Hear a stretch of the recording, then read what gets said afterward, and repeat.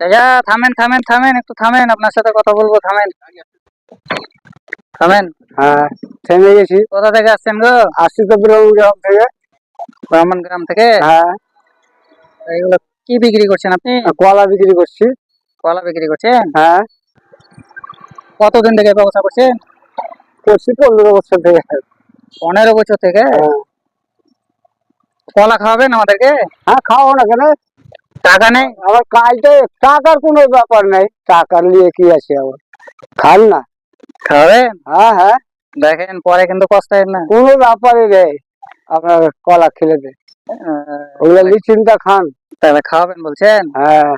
কারণ আপনি তো পয়সা দিয়ে কিনেছেন, আরে আমাদের কাছে পয়সা নেই। পয়সা দিয়েছি, উপরওয়ালার দান আছে, সবকিছু একটা আছে, অভিত আছে, 7 টাকা ভালো রেখেছি। কমবে না নাকি? কমবে না। দাবি টাবি রাখবেন না? না, কোনো দাবি রাখবো না। আল্লাহর কাজ যেতে হবে, সবাইকে যেতে হবে। একদিন 3 দিন আগা পিছে সবাইকে যেতে হয়েছে। সেটাই। এইটা রেখেছি, নিয়তটা ভালো রেখেছি আমরা, কোনো অসুবিধা রাখিনি। হ্যাঁ, ছেলে মেয়ে আছে সব নিয়ে। কয়টা ছেলে মেয়ে আপনার? ছেলে মেয়ে মেলে দিব।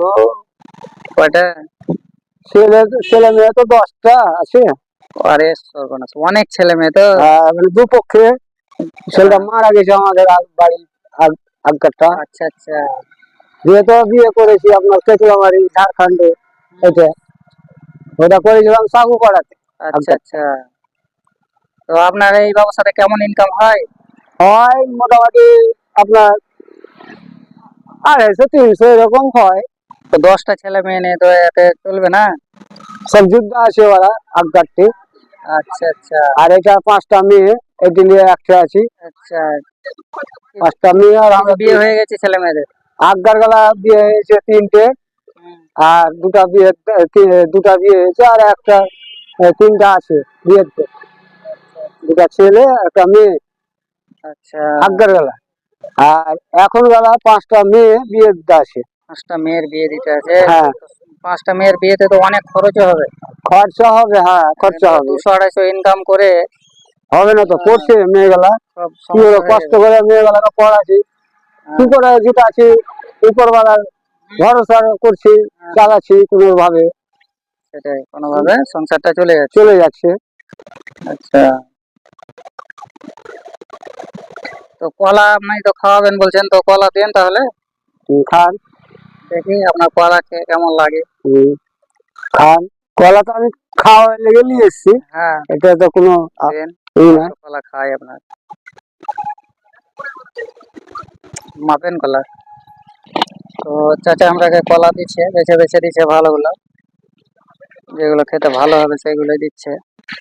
দেখুন চাচার নিয়তটা অনেক ভালো, বড় মনের মানুষ, টাকা দিব না বলেছে তবুও রাজি হয়ে গেছে খাওয়াতে।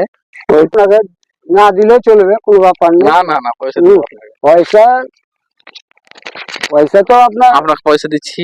হ্যাঁ, পয়সা দিবেন, এটা তো হাতের ময়লা গো। হ্যাঁ ঠিক। হ্যাঁ, দেখতে পাচ্ছেন বন্ধুরা, উনি ফ্রিতে খাওয়াবো বললো, কিন্তু আমরা ফ্রিতে নিলাম না, পয়সাটা হচ্ছে হাতের ময়লা। পয়সা দিলাম। বড় মনের মানুষ খুব। হ্যাঁ, এরকম অসহায় মানুষ ছোট একটা বিজনেস করছে, ওদের কাছ থেকে ফ্রি খাওয়া আমাদের উচিত হবে না? ওই জন্য পয়সা দিলাম। পয়সা লাগবে না, আপনি রাখেন, আমরা নেবো না। পাও